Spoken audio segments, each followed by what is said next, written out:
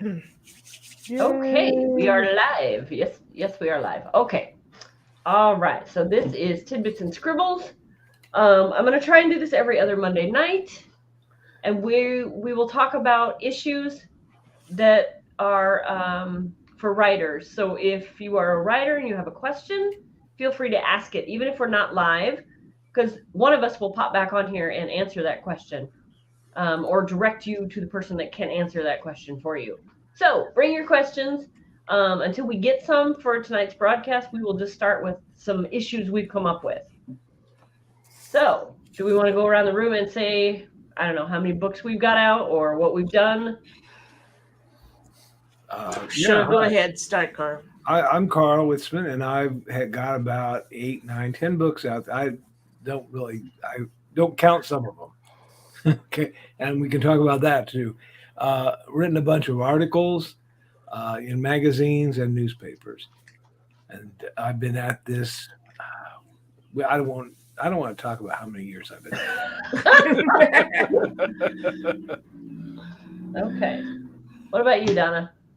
Okay, my name is Donna Carleen. This makes my 11th book out, Vacation. If your childhood wasn't good, don't go there for a vacation, especially if someone there wants you dead. Like I said, it's my 11th book. I've been in several anthologies. I've done some articles for newspapers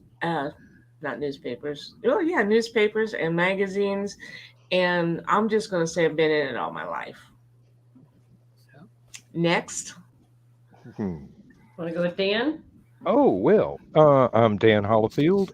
I've got 2 books out currently. I've got 3 at the publisher in the queue right now. I've got 4 short stories in anthologies.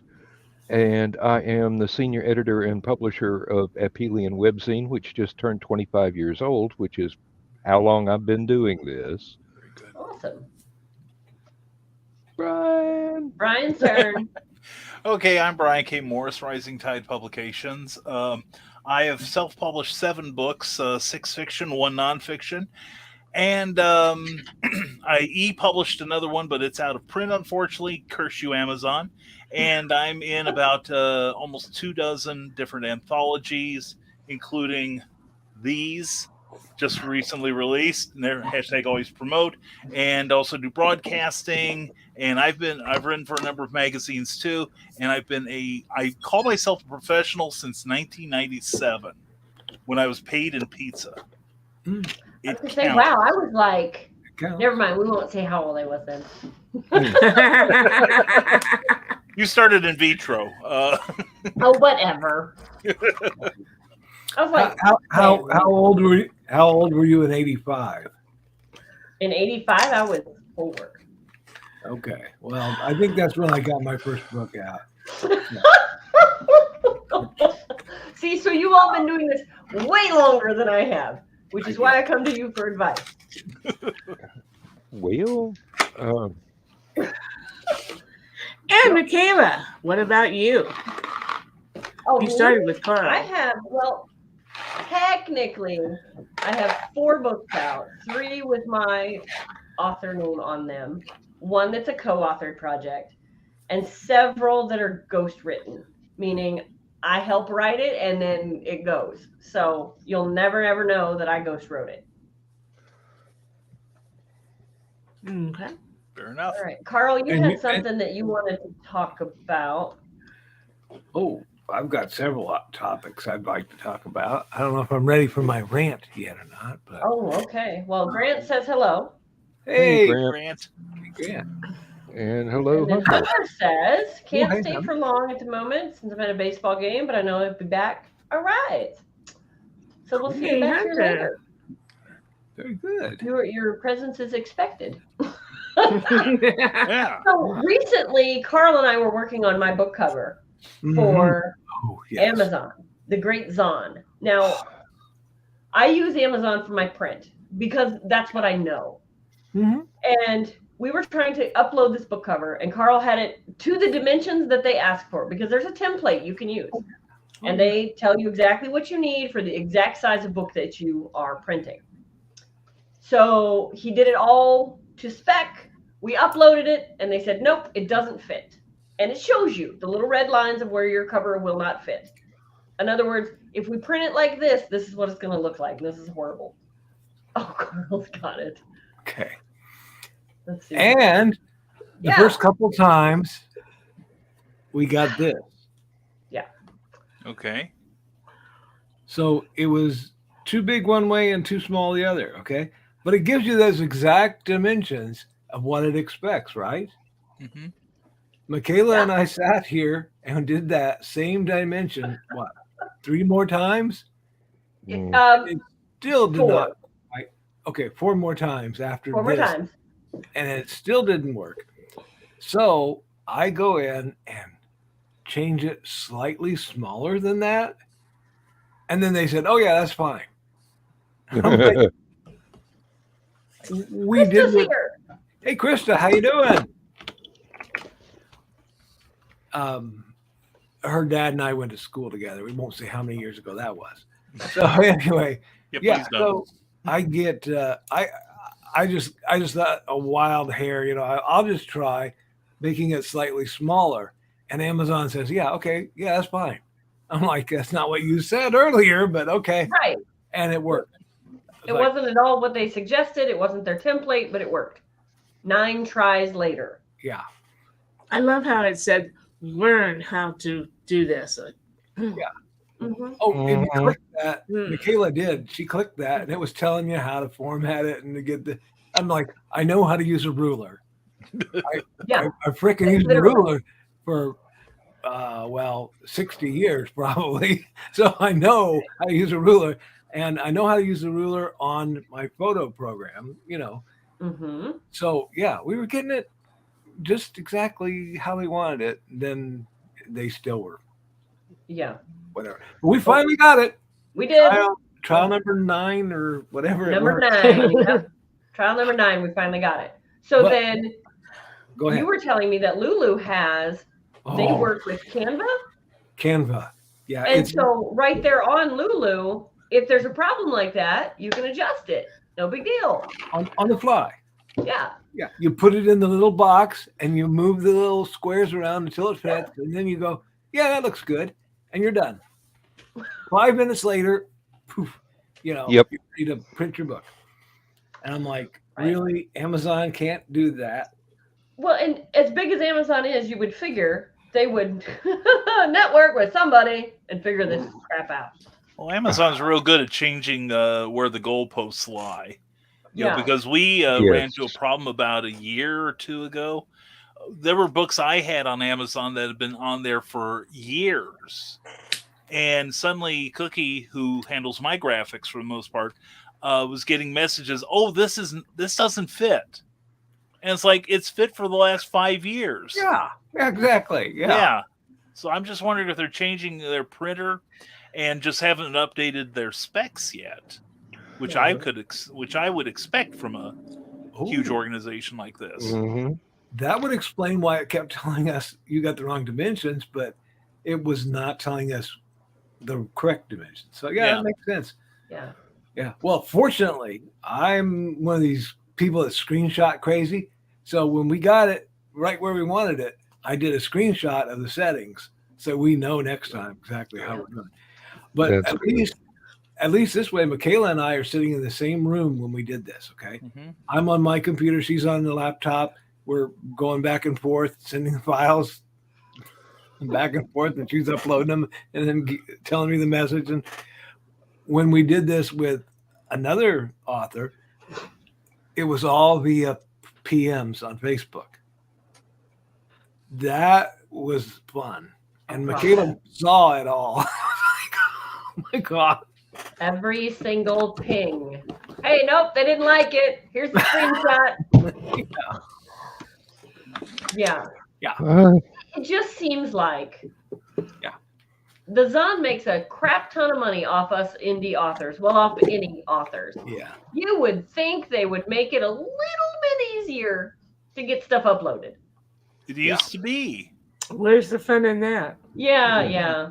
I Yeah, suppose. back when they had Where's the KDP profit in that? Is what it is. Well, yeah, back when they had the KDP program, I hear it was Mhm. much easier to do stuff. It And when was. they killed that off and went to this other whatever they call their platform now, it's become more difficult for people. Yep. And When I first started doing my music albums, I Mhm. went through Create Space, which is That's it. part of Amazon, Oh, yeah. or was. It no Was. Yeah, longer it was. exists. Hmm. Yeah. And it was another one of those finicky, get things a millimeter off and you get rejected, and they don't give you the information as to which direction that millimeter needs to go. Mhm. oh, yeah. Oh yeah, and tell me the getting the spine of a CD cover exactly to their specs was the hardest part. Mhm. So Well, it Yeah. doesn't matter because they're going to misprint it anyway. hey, Well, now, I had one that somebody bought, and it was a blank CD. I had a huge order of these things. Whoa. Everybody else perfect. Everybody else that bought a copy, everything played, mhm. no problem. This one person, it was a blank disc. All Great they music. got, I love all your they got was the cover. You I know. love your album, Dan. It's pretty quiet though. Only dogs love it. So Yeah. yeah. Well, and John Cage. And John Cage, yeah. No, it used to be when Create Space handled the physical, materials, like CDs and paperbacks, and Hmm. KDP, Kindle Direct Publishing, handled the ebooks. Everything worked in harmony. Everything was great. Then they smashed everything into KDP, and I think they got rid of everyone that actually knew what the hell was going on. I mean, my experience is I used to have problems with hooking up my my paperback and my ebook onto the same page. Okay. They would exist as two separate pages, Right. Yeah. and I would I would have some other formatting problem, and I would write them and say, here's what's going on, and they'd say, well, we'd show you how to fix it, but we just went ahead and fixed it for you, no problem. Have a nice day. And try to get that level of service now. Yeah. Right now, Amazon is the best advertising around Ingram, Spark, and Lulu. Yeah. Yeah. They're doing it Yeah. to themselves. Yeah.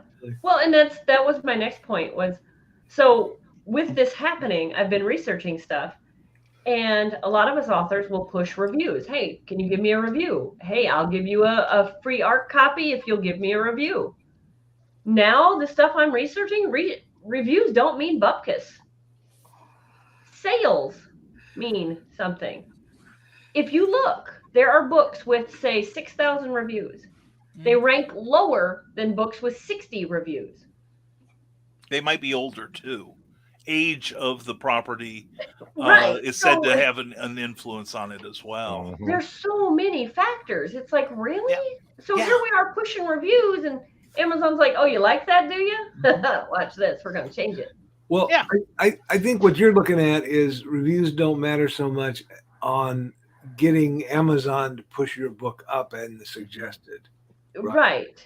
I think reviews matter if someone's kind of iffy on buying your book and they Yeah. see a bunch of good reviews and, maybe one or two not so good reviews. And they'll be like, oh, okay, then this is probably a decent book.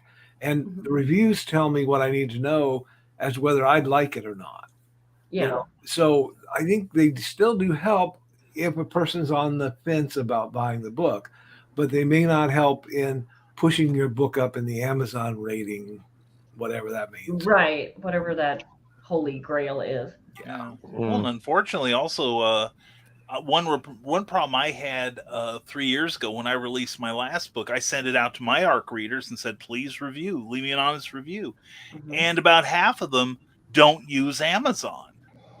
And so they were saying, if you haven't bought from us in the last year, we're not going to publish your review. And oddly enough, it was a book on writing reviews for Amazon. So, if you're a fan of irony, there you go. And I had that same problem, Brian. I tried to review either one of your books or one of Michaela's. Yeah. And it said you haven't bought $50 worth of material from Amazon this year, so you can't review any books. I'm like, really? So I needed a fancy green screen, which of course I'm not using now, but I needed it really badly. So I bought that year, and then it allowed me to write a review right away. Yeah. Like, Mhm.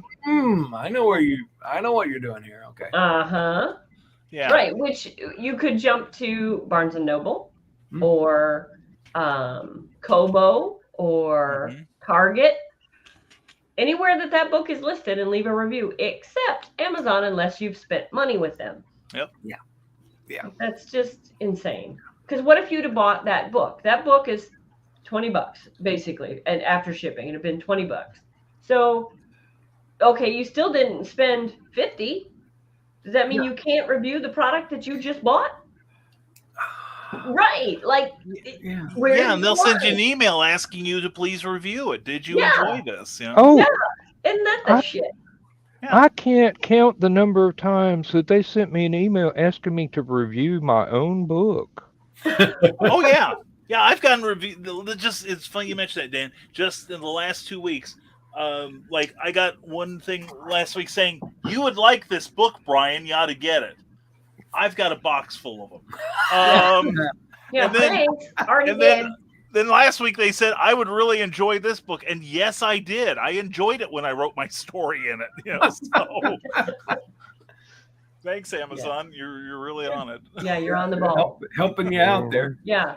So, which makes me, as a relatively new author, start to think, okay, so for my business, which is the author stuff, it makes more business sense to go through somebody like Lulu. Amazon's not doing crap for me.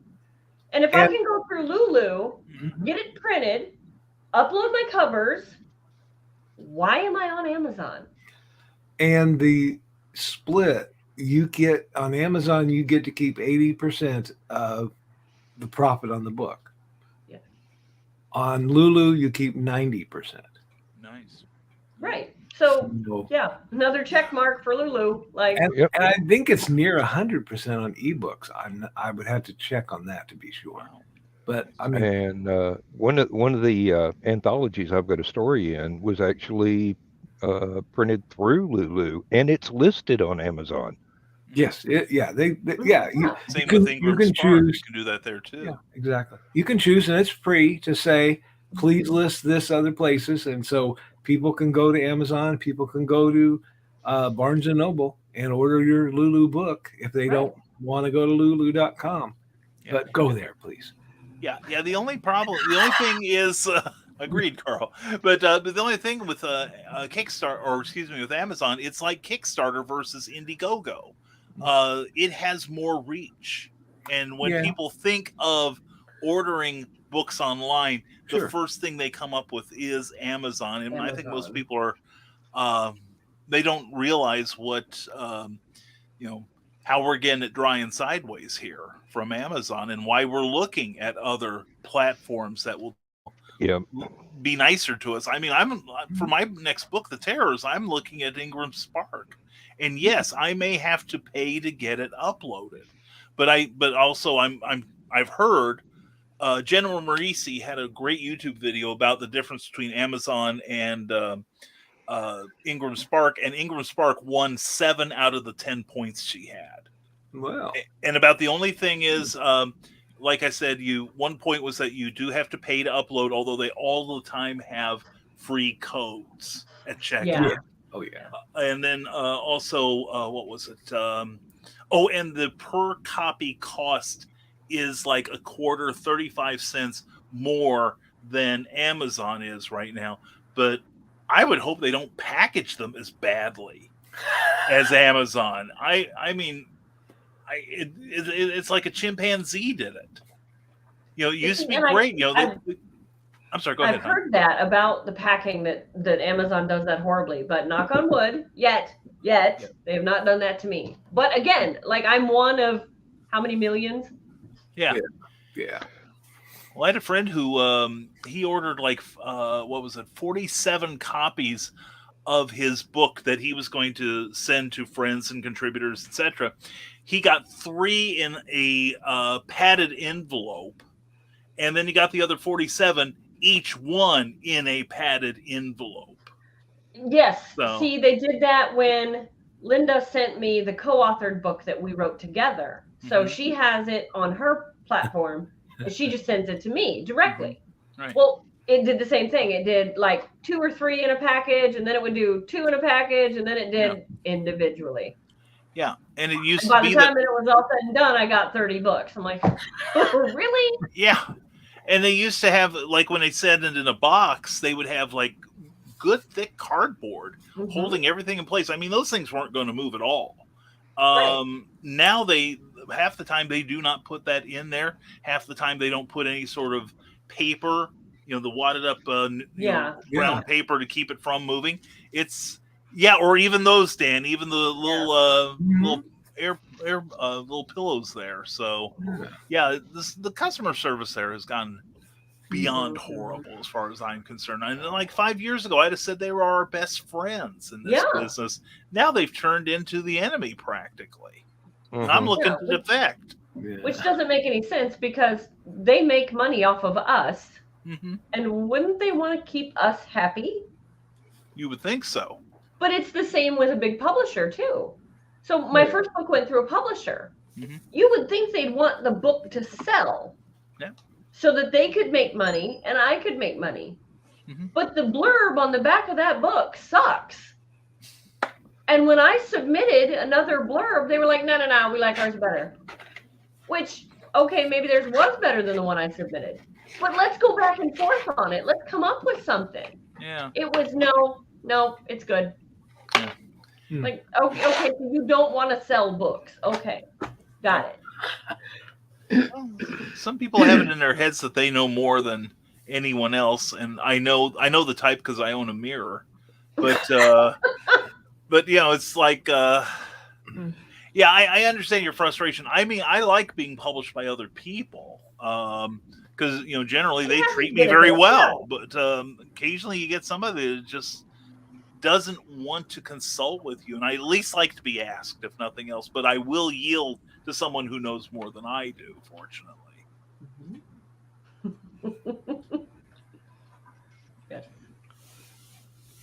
But In those rare instances where you can find someone that fits that description. Yeah.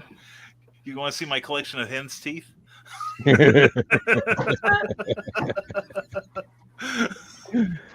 well, I was going to say before you can publish anything, of course, you have to write it. Yeah. And Michaela and I were talking about an interesting story of one of her friends who was writing a series of 8 books. Is that right? Yep, 8 books. Okay. And how did that go, Michaela? So she's very young. She was in high school when we were talking, so she's probably graduated now. It's just been a couple years. But she had this series of 8 books, and she's a beautiful writer. This girl is a wordsmith extraordinaire. Like, she's even better than I am at some things. And so I'm like, you really need to pursue this. I'm trying to mentor her and you need to pursue this. And she said, I will. I just don't want to publish any of them until I get them all done. Okay. Okay, I get that. Yeah. But the problem you're going to run into is if you go through a traditional publisher, what if they change a detail in book 1 or book 3? They change a detail and they demand it. Like, they won't publish it until you change it. Mm-hmm. Well, that detail changes stuff in book 4, 5, 6, 7. Now you've got to go back and change all of it. I'm not saying don't have an outline. I'm not saying don't have your ideas and flesh some of them out and, but maybe not wait to publish. Just publish the first one. Go from there. And this girl was like, nope, I'm not going to publish it at all until it's all done. That way we can publish it all together. And I'm like, can I explain something? It doesn't work that way. Ouch. Grant may have Grant may have the I just saw that. Yeah. Yeah. Yeah. and a good way to avoid failure is avoiding success as well. Exactly. Oh, I know. I know. My book was in a drawer for 20 years. Yeah. I know. Yeah. Well, and also, it's like even if she self-publishes, who wants to read all 8 books at one time? Now, Right. if you release them in increments, then there are certain marketing tricks you can do, like with box sets and such, that Right. will actually help her.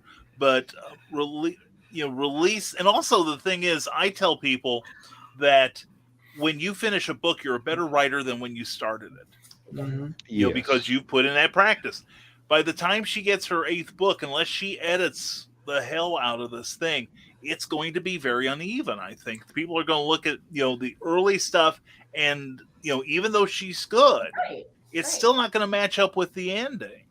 So Well, and two, she didn't have anybody critique it, edit it, nothing. And she's into book 6 now. And like, wait, hang on. What if your critique partner comes back and says, this one detail or this one scene really doesn't flow, right, but it's a scene that you think goes throughout your it makes a difference throughout your series. There's so many things and pitfalls, and it's like, just start with the first one. Like, Yeah. great to Yeah. have the other ones lined up and ready to go and ideas formed for them. right. But you've not had a beta reader, a critique partner, nothing. Look at your first book. Yeah. And we all need editing. Well, Oh, yes. Put And let's the say, first book out there. Like, give it Yeah. to somebody. and let's No. say she gets Not that until first she's got book. all of them done. If she gets that first book edited and she gets it out there, and the reviews come back, Right. or she speaks to people. When I did the Mad Gasser cheerleader of Calhoun County, okay, I thought I was done with that. But people, one of whom's in this room, I thought Secret was my only book. 2 of them, I think, who are in this room, said, you need to do a sequel to this because we didn't like the end of that. I'm like, oh God, really? Okay. Yep. So, Exactly. you get that feedback. Well, yeah, exactly. Yeah. Yeah. Well, Yeah. and there's something to be said to keeping your readers piqued with anticipation. Yeah. I have one reader who loves my Beth and Hill series best of all. But I release a Hunter's Ridge and then I'll release a Beth and Hill because they both got the same amount of books written. And, she'll ask me, is it time for Beth and Hill? Well, no, a Hunter's Ridge is being released this time.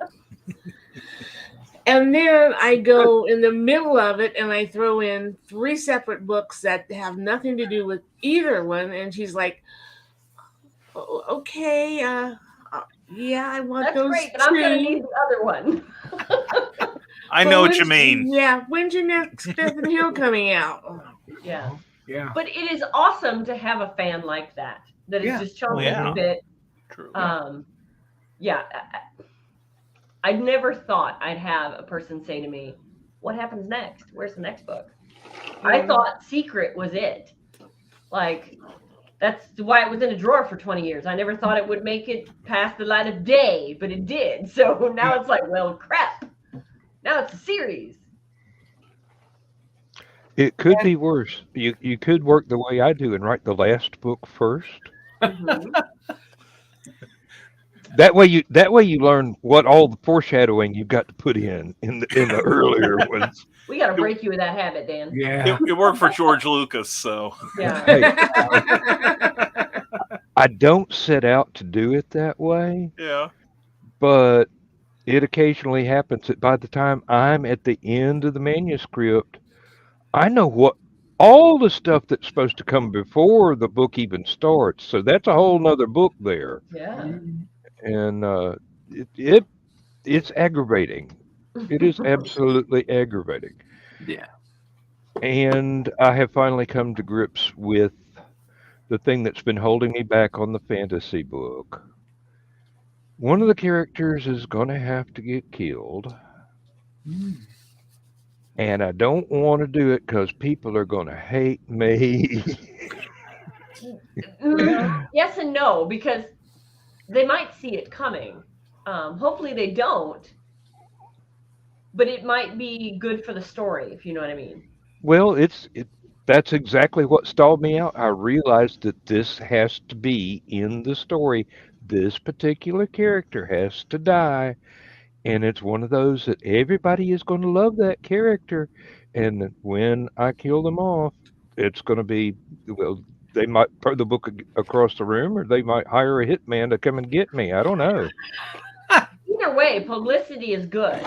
There It you doesn't go. matter. There Publicity, you go. good, bad, otherwise, that's good. Assassination of an author is not good publicity. Well, it might be. Make Yeah, sure but she your knows address nobody's is coming on after LinkedIn, us, okay? Dan. So My wife will make good money off of Yeah. There the you bat. go. There you go. See positive things. Yeah. Positive Yeah. things. look at the silver lining, we say. Uh, Well, you know, what you want is an assassination attempt. Okay, then you Yeah. get all this press for it, and then your next book's great. It didn't Yeah. hurt Salman Rushdie's sales. No, You know? yeah. that was exactly who I was thinking of. Yeah. Suddenly a line from the Terry Pratchett series of books, because he uses this line several times when Samuel Vimes wakes up and looks around and pretty much, I see the assassins have failed again. Would you mind Oh, Lord. ask his butler to go fish the young lady out of the sewage trap that he'd set up to with Oh, my word. the loose shingles on the roof Mm. for the right angle to hit him while he's shaving there, using a crossbow from near distance. It's and Sounds like Pratchett. yeah, Yeah. it's seriously it's he'll walk in and the the uh, the despot there, Vetinari, who kind of rules the city, um, go, oh, I see the assassins have failed again. It's a good opening line for a conversation, especially when Mhm. the two characters don't. Well, I say the two characters don't like each other, but they do begrudgingly. Mm. So Um, there's angst. Yeah. Yep. okay. So I have a question for the group. Mhm. How do you step up in your game? So you've surrounded yourself with friends that you're learning from, or you've learned something from, and you feel like there's more I could learn, or there's more I need to learn, but my current group of friends can't teach me that. How do you step up without hurting the friends you've already made? Because you don't want to say, I want to get rid of those, like Rory, like you just want to climb the ladder and say, hey, let's do it. How do you network with the next step up? Well, it's too bad there isn't like an internet show that talks about that. No, right? Hmm. Well, I think the I hate to say the logical answer is to try and make a friend who actually does do the things that you think you need to learn, Mhm. Right. and bring them into the fold so that they can interact with everybody else as well. Mm-hmm. Yeah. How do you do that though without seeming like you're, I don't want to say poaching, but like pulling them into your fold and you're not good enough to be friends with them. You know what I mean? Hmm. Okay. I've done that. Go ahead, Dan. Okay. I've never run across a feeling like I'm not good enough to be friends with so and so. Yeah. Yeah. Yeah. So what do you got, Brian? Constantly, I've had that. No, when I first got onto Facebook, Mhm. long time ago, I found some authors on there that I genuinely respected, and so I would, and it wasn't with any deliberate thing in mind. It wasn't like, oh, this is how I worm my way into their affections. Nothing nefarious like that. But it's like I would friend a whole bunch of authors, and I would follow what they say, and then they'd say something. I go, oh, like. Mhm. That's back when that was all you could do was like. Yeah. Like a reply, and then eventually somebody would, when they get used to seeing you, kind of, and then it's like, well, somebody will say something. Well, I've got something to add to the conversation, and you make a reply, and it's not like, okay, it's been like 2 months now, I need to make my reply any day now. It's not. People can tell when you're trying to ride their coattails. But if it's an organic thing, it's like building a real friendship. And we all know, I think we all can agree that, and they used to say that online friendships are not real, but I say that's malarkey. It used to be because we had a social network outside of the online stuff. Well, now online has become our network because let's face it, I live in a town of 300 people. Yeah. Of those 300 people, there is me and one other person that are writers that have published works. Yeah. Yep. Yeah. And the other kid, he doesn't care if he publishes another book or not. He published the book he wanted to publish, and that was it. Like, he's cool with that. That's good for him. Right. So we're on different career paths. So I can't go to Simon and be like, hey, let's network. Let's talk this. He's like, nah, I'm good. Oh, man, that's shame. Well, the thing is, then the next step is a lot of the people that you see may offer opportunities. Like, I would hear about somebody that's maybe looking for a story. So I know how to pitch a story. Yeah. So I pitch a story to them, and if they like your posts, I will say that I used to write a lot for a magazine called Back Issue that deals with comic books from the 70s on up to the current age, and I got the gig because I was doing interview transcriptions for the publisher at the time, and the editor liked my emails. Awesome. He saw how I knew how to compose an email. And then one day he said, I had done a transcript of somebody else's article, and he said, well, I need one that fits in this little niche here. And it just so happened I had all the reference materials. Yeah. So I pitched it right on the spot. I said, hey, listen, how about I do it? And he'd been after me to do an article anyway. And so my God bless Michael Urey, he said, give me 500 words. And you got 2 months to do it. Well, I did it like in 1 month, and I came in at $4.99 deliberately. Wow. There you go. Of course, I'm not going to tell you all the times I went over and had to go begging for more. You're really. That's when a talent for editing really gets a grip. I mean, that's that wordsmithing. That's how do you take a paragraph and make it a sentence? Exactly. Don't make a sentence into a paragraph. Don't do that. Do the other way. Or when you're 100 words over the limit, and you've got to go back through and tighten things up without ruining the story. Right. Taking out those passive verbs is so important. Challenge accepted. Yeah. Yeah, but it wasn't meant as any sort of deliberate thing. And now I haven't published anything myself in 3 years because I've been working for other people, and it all came from wanting to be their friend more than seeing them as an opportunity. Right. And I'm sure there's people that have done the same thing to me.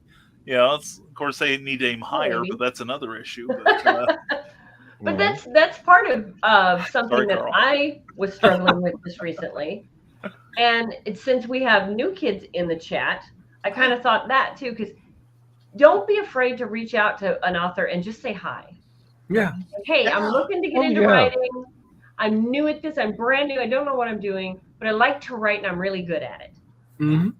At least have that much confidence. And just, if the author rejects you and just says, I don't have time or whatever, walk away. There's thousands upon thousands of other ones that will talk to you and will make the time to be a mentor or to show you that next step that you need. Yeah, and if you're very specific about what you need, that helps. Like if you say, I'm trying to write the opening sentence of this, and this is what I've got so far, could you look at it? Mhm. And you send them, a couple paragraphs. That's going to be much more doable for that person. Even if they're busy with something else, they'll be able to. But if you just say, I don't know anything about this, can you tell me what I need to do? They're going to be like, about what? Yeah. I could go on for hours. Well, and there's also when they do give you advice, Mhm. listen. Hmm. Don't just go, nah, that I don't like the sound of that. Yeah. Well, Because that's you get that enough and you're gonna go, okay, you don't really want to be mentored. You just want me to tell you how great your story is. Yeah. Yeah. And that's what your mom's for. Yeah, exactly. Well, it's funny you guys mention it. I have somebody, and I don't care if he sees this and is offended, but I had the same thing with somebody I had been mentoring once upon a time, and he came to me the other day, and he wanted to send me the first 3 chapters of his new novel, and I said, no, just send me the first one. Yeah. And fortunately, it was very short, and I told him the list of things that I found wrong with it. Particularly, and I pointed out that the last time you sent me something, you had the same problems. And he goes, well, would you explain all of them to me? And I said, no, I refuse to explain. Google it. Yeah. And he's like, well, why should I go there when you can explain it? I said, because you obviously don't value my expertise. Right. And if you're going to disrespect me like that, you can find your own damn answers. Mm-hmm. And Absolutely. it's I don't get paid to teach you because, another thing with writers is they may, put you at arm's length, but only because they don't have the time. Yeah. yeah. I've gotten some favors from a couple of creators, and my price was leave them alone for like 2 months, 6 months, whatever, until they get this thing done. Yeah. Yeah. And, all of us here have a lot of things on our plates. And so, we can't, critique a novel. Now, if you pay us, we might edit it. Mhm. But just the same, it's,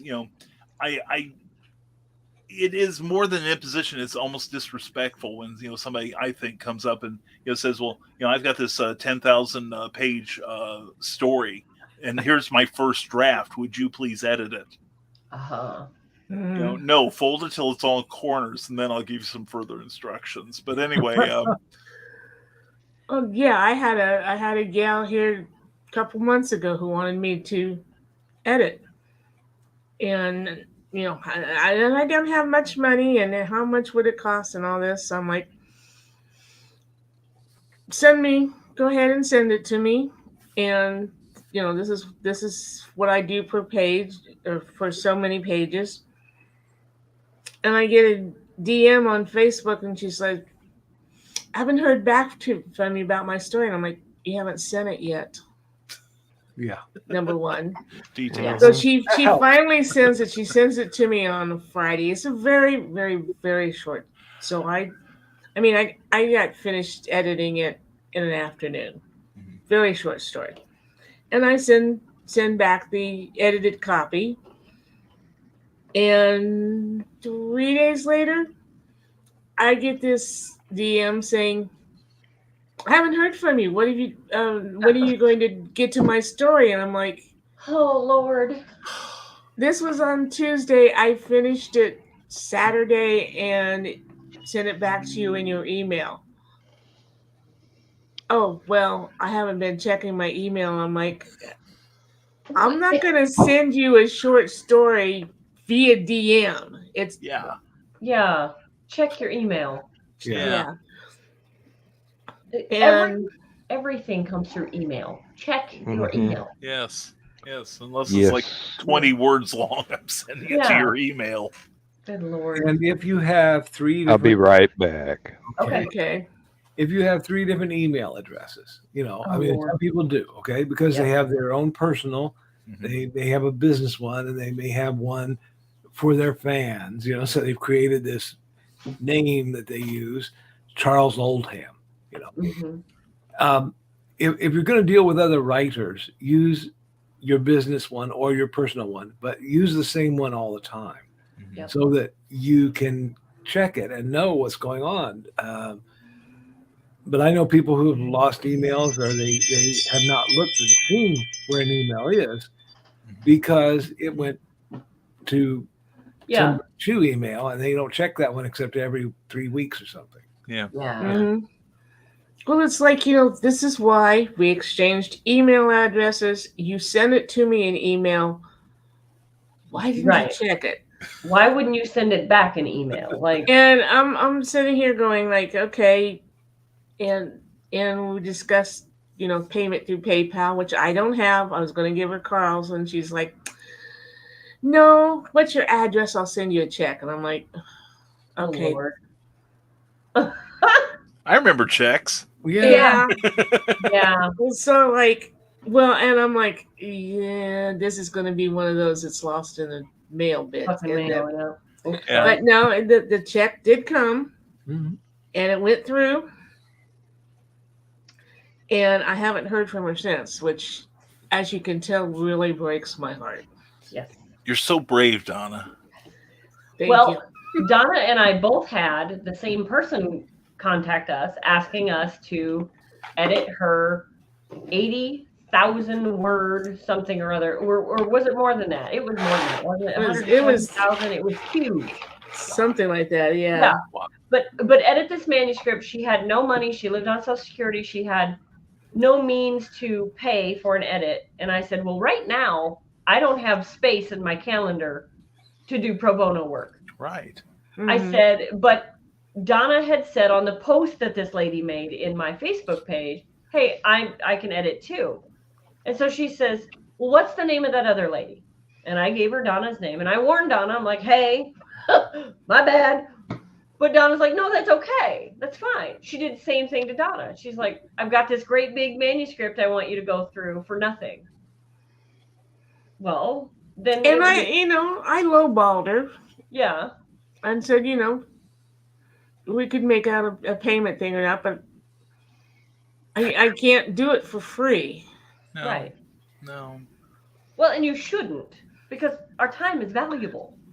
Grant says I'm too nice. Yeah, I don't think this woman thinks so. Yeah. Well, and it's the same thing that people sometimes don't appreciate things they don't pay for, which is why I think the person I mentioned earlier, I get free advice anytime I need it, and so I don't need to retain it. Mm-hmm. So, in my case, but yeah, I probably all of us have gone somebody, I don't have any money, but then again, I was, told something that I keep in the back of my mind, whether it's nice or not. Homeless people always have money for cigarettes. Yeah. Yeah. It's true. And it sucks. It's a horrible fact, but it's true. Yes, and you're coming to us because we are professionals. Mm-hmm. Yeah. And we have to value our time, like I said. And unfortunately, and I'd love to be able to do more pro bono work, like Michaela said. Right. But people who get my Patreon page are getting, like, every month I list like all the stuff I'm planning to do this year.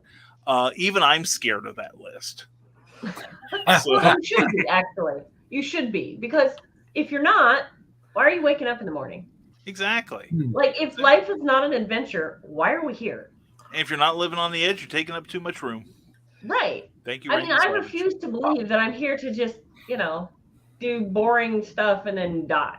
Like, that's not what we're here for, is it? I mean, like, it can't be. So yeah, I've always got irons in the fire. I gotta keep myself busy. Yeah. Mhm. Yeah, I remember when I was your age, Michaela. And I'm striving to get to your age where I can be like, nope, I'm done. Nope. As I told one of my nephews when he told me my life was boring, honey, I've earned boring. Trust Yes. me. Yeah, really. And no, I'm not going to tell you how I've earned it because you're too young to know. Details will not be shared. I'm looking forward to boring sometimes. Well, Mm, there is something to be said for boring. Because yes, there are days where we just go fishing, we just head out on the Harley, and it's meant for nothing. Yep. Mhm. No destination in mind. There's no specific details. Just chilling out. Yes, but no, I can't. From day to day, like you could tell me, okay, sit down and watch this movie. That's the reason I don't watch a lot of movies. I can't sit still Mhm. Well, unless I'm typing. see, I now pattern my life after my hero Garfield. Pretty much. Fat, Life lazy, goal. and proud of it. Yes. And nothing but lasagna. Good. Well, no, look. there's pizza too. Oh, that's true. That's true. Yeah. That's true. Good pizza. Really? Fully balanced diet there. Only the best Well- stuff. Yes. Exactly. Michaela, are you ready for a rant now? Yes. Oh yeah. Oh, yeah. Are Here you we Carl ready? turns this into a hard hat. So. Here we go. Yeah. It starts in one place and ends in another. Okay. Okay. Okay. Okay. And my rant is about ISBNs. Okay. If you're a self-publisher, you need an international standard book number. Okay. An ISBN.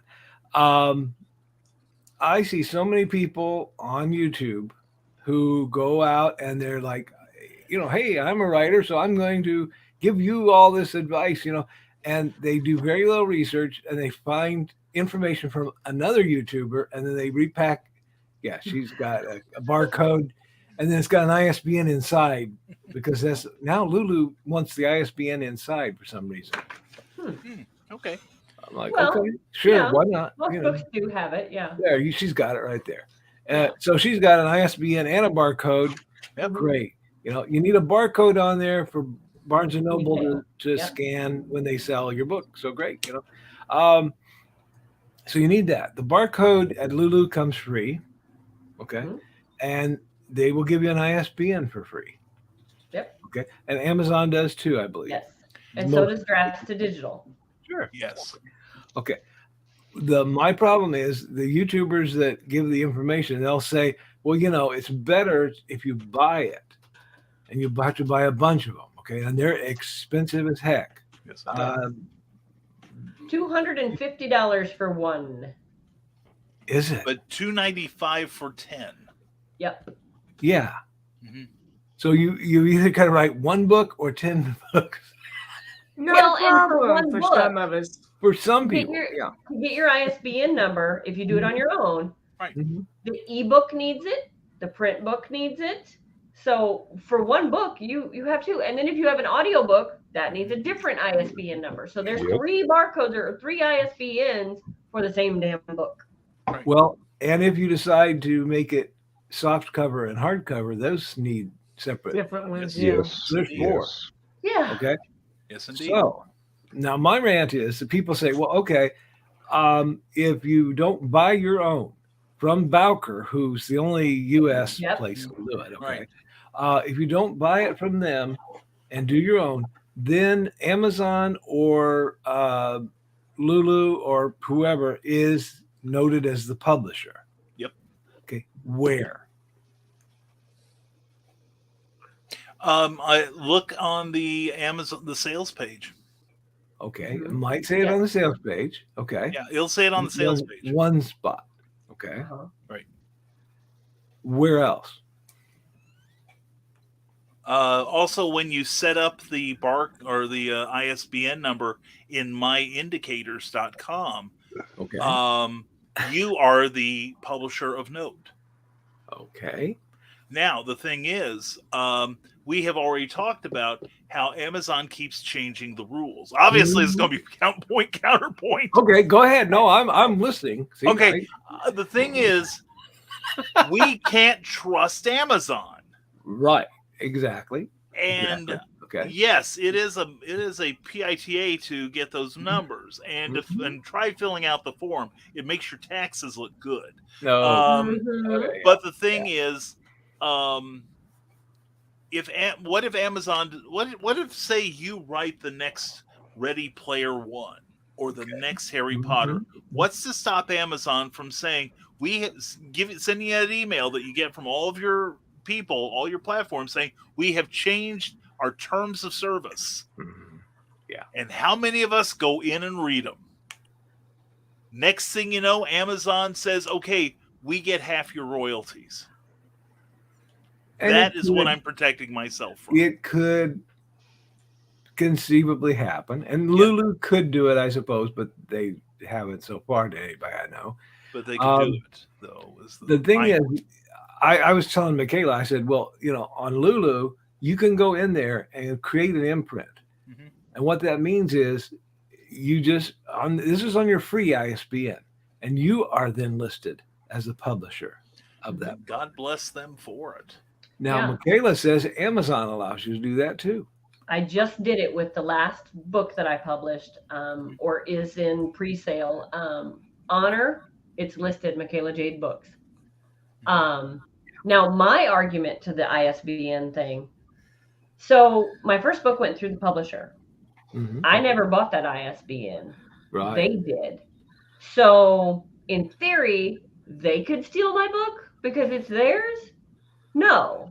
The contract I have with them says at the end of 5 years, I have the right to get that back. All I have to do is send them an email saying I want my rights back. And then there will be another contract that comes in and says, okay, now she owns this. Well, when that happens, I have to go back and change everything. I don't think the ISBN number changes, but it might. It will. And I don't really know that the ISBN is going to hold up for them in a court of law because you still have copyright. Well, and that's the thing too. Like, so even though the Wild Rose Press has Warrior Secret, Warrior Secret is my story. It's listed for them. It's listed for Amazon that I wrote it. So in a copyright court of law, it's my book. Yeah. Wild Rose can never say, oh, that's our book. We came up with it. Right. It's my book.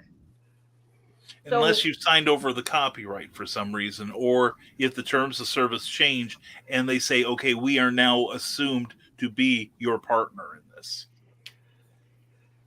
Okay. I'm just paranoid. I want to stress that I am paranoid and your mileage may vary. I understand that, yeah. And also Ingram Spark does not supply an ISBN number for anything they produce, and you have to supply your own in that case. So okay. Ooh, that's interesting. Yeah. Well, I was looking into it, and as far as I could tell, there was only one place where it actually would list Amazon or Lulu as your publisher. And Brian says it's on the page too. Okay, that's good. But it lists it in books in print, which if you've ever gone to a library to read one, because you have to go to the library to read it, because you have to sign up for an account and pay something to actually see it online. Right. Okay. So if you want to see books in print, you have to go physically to a library, find their ancient copy of books in print, and the supplements. They have little magazine-sized supplements to it every year. And look it up there. And then it would say that. Now, okay, let's say I'm thinking about buying Warrior's Honor. Am I going to go all the way down to the library to find out who the publisher is? Half the time, I don't know who published half the books behind me here, okay? Right. I'll be reading, unless it's bad. And then I'll look at it and say, who the hell published this crap? And I'll look at the back and go, oh, Random House. Let's pick on Random House. Yeah. So it's like, unless somebody, really cares about that kind of stuff, they're not going to really look at it. They're not going to really care who was the publisher of note. But you can change that with those, and you go down to the section that says imprint, and even if you just put your name there, then you are the publisher as well.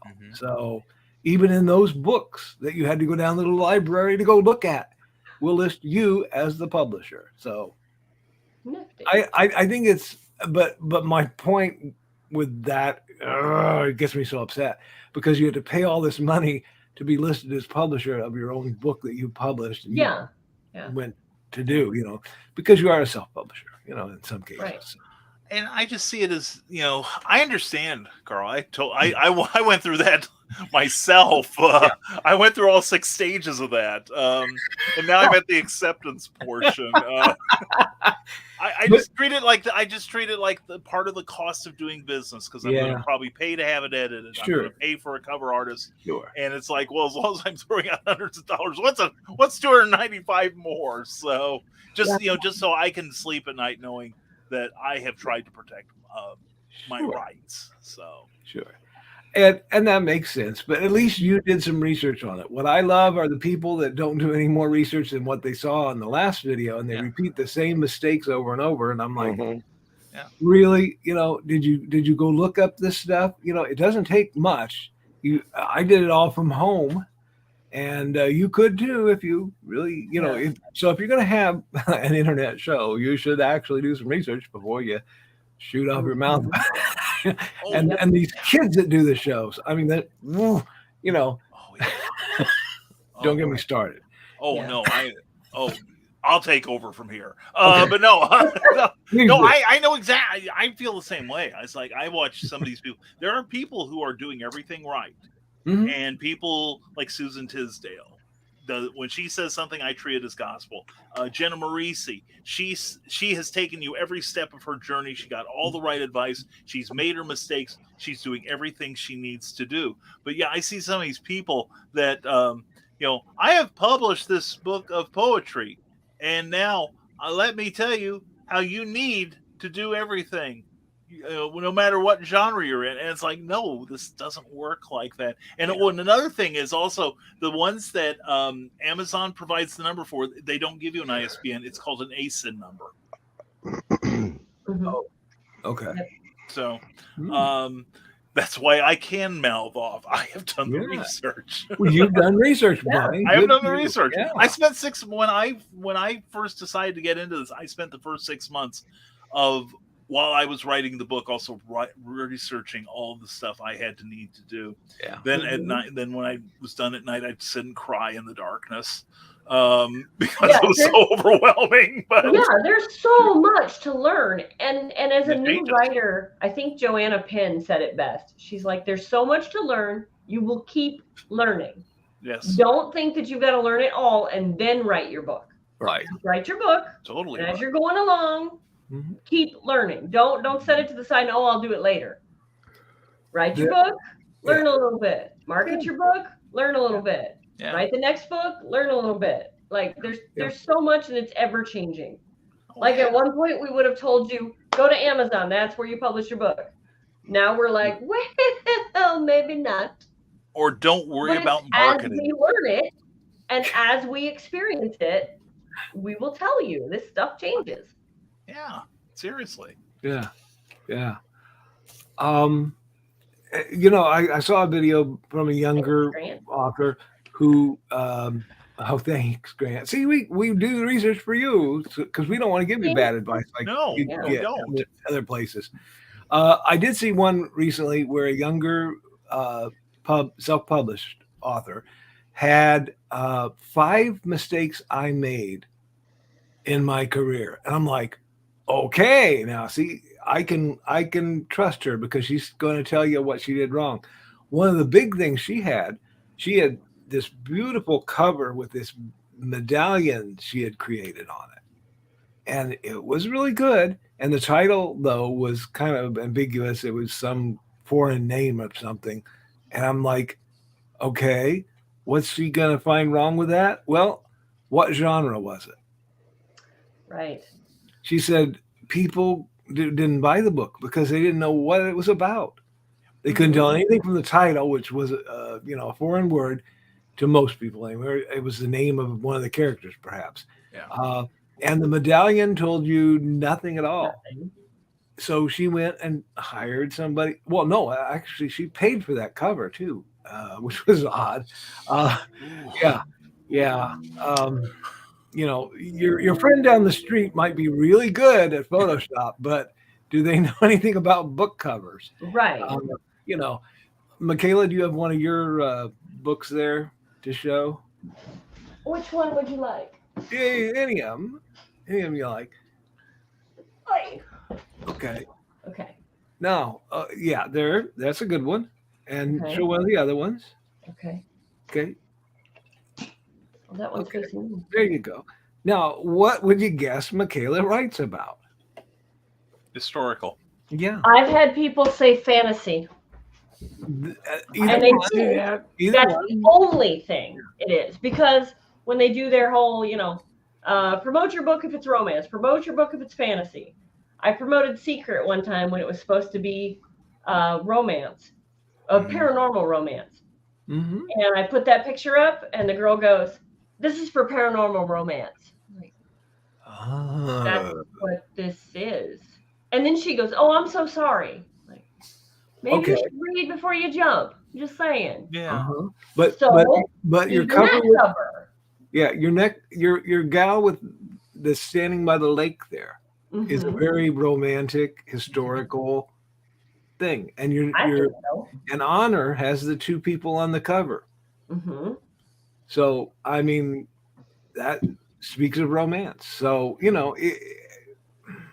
you gotta think about these things, and that's one of the things that she said was her biggest mistake is she hired the wrong artist to do her cover, and it didn't work out too well for her. Right.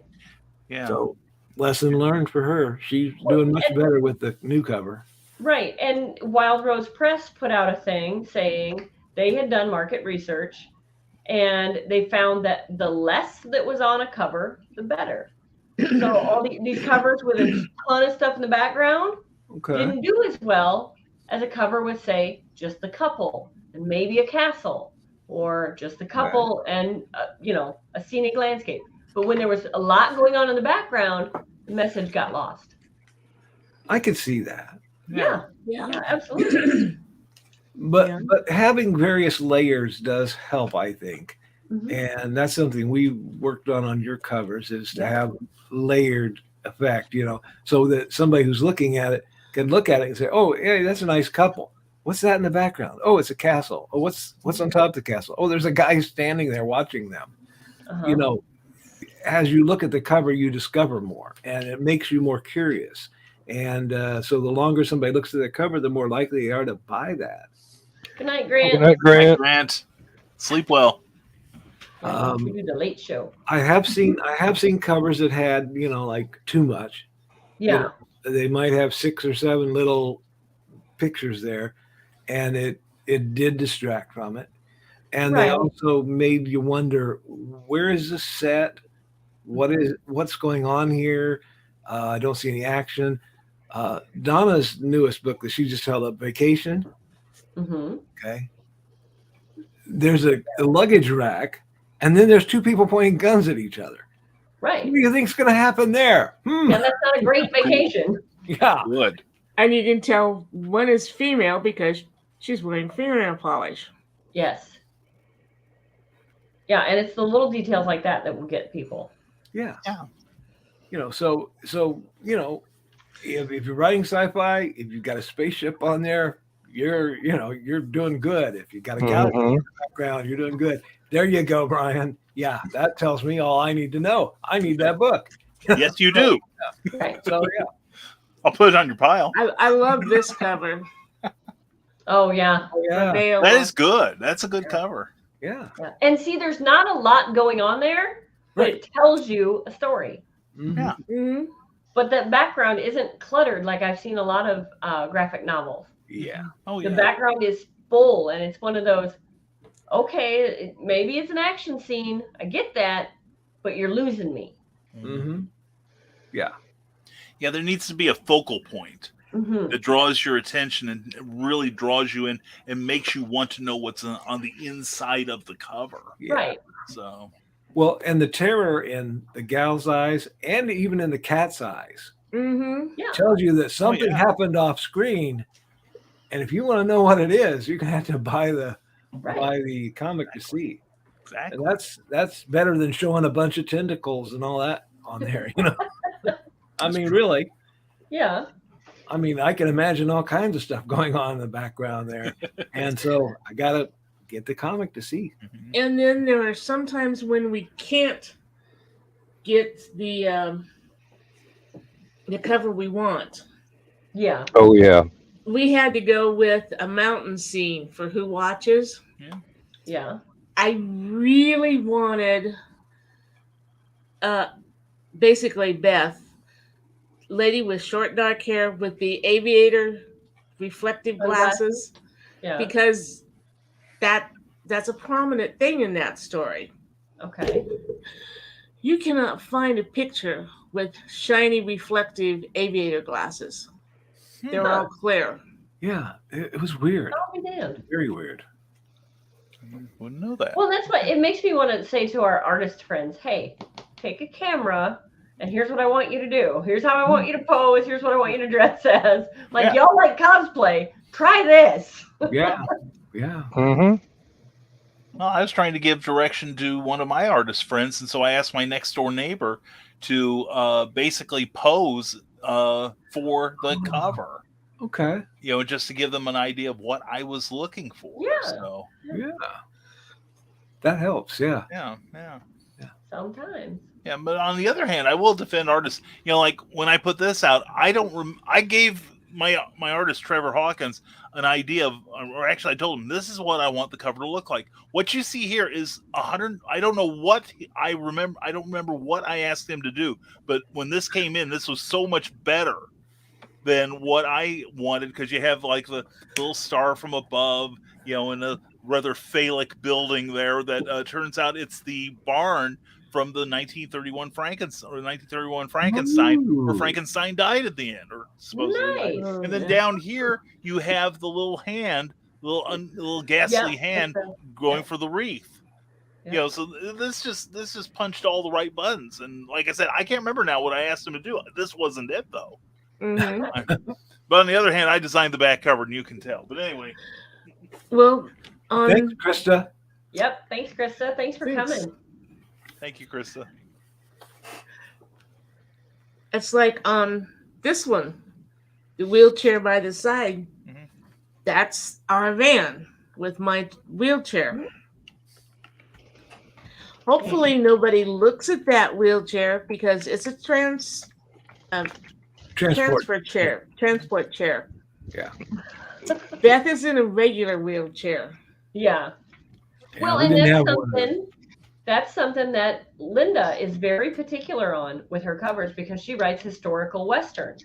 Right. Mhm. Okay. So things like the buttons on a pair of pants. Mhm. Yeah. I said, do those really matter? And she said, yes. When you get a review and you write historical westerns, people will nail you on, well, your cover model is wearing a pair of denim jeans, and denim wasn't invented until 19 whatever, Mm-hmm. Mhm. So That's true. That was they will nail you on it, whether it's a that was- button or a zipper and Carl was like, well, how about I just get rid of the buttons? Yeah, she And was Linda gonna was like, that works perfectly. She was going to Okay. cover part of the pants with a burned piece of paper type decoration that was going to go across, And I'm like, what's wrong with this pants? Well, they're not the right kind of pants because it's buttons. I said, I can paint the buttons over. Yeah. She's So, like, but it "You is. can?" It's those minute 5 minutes later, details. boom. Yeah. Done. We can make buttons disappear. That's That right. sounds like a naughty movie, but okay. No problem. That was like Oh, okay. that was never mind. like on one of the books. I don't remember which one. The moon was on the wrong. Oh, the moon was shining. Okay, but it was Yes. on the. It would end up the cover image that was given to me was the moon would have been on the back cover. Okay, instead of the front cover, and it was important that the moon be, with the front image. So basically, using a clone tool, I cloned the moon from the back to the front of the book, and you could not tell that moon wasn't It really there. turned out cool because, like you said, the guy that was on the front cover, his clothing, you could see the moon glow on his sleeve. So Mhm. you had to move the moon because it's like, wait, why is the sleeve glowing? But when he moved it, it was perfect. Yeah. But I never would have guessed that was possible. Mm. That's why they make the big bucks. Yeah. Yes. I don't know if this is going to work, but I was trying to figure out how I could get one of my own covers in here, but Oh yeah. Yeah, Lift it up it just a works. little bit Yeah. higher. Dan. Yeah. Just a little Yeah. higher there, Dan. Yeah, lift it a Yeah. little bit higher. Yeah, There you Yeah. go. There you Yeah. go. Yeah. that's Looks good cool. now. I All like right. that. I did that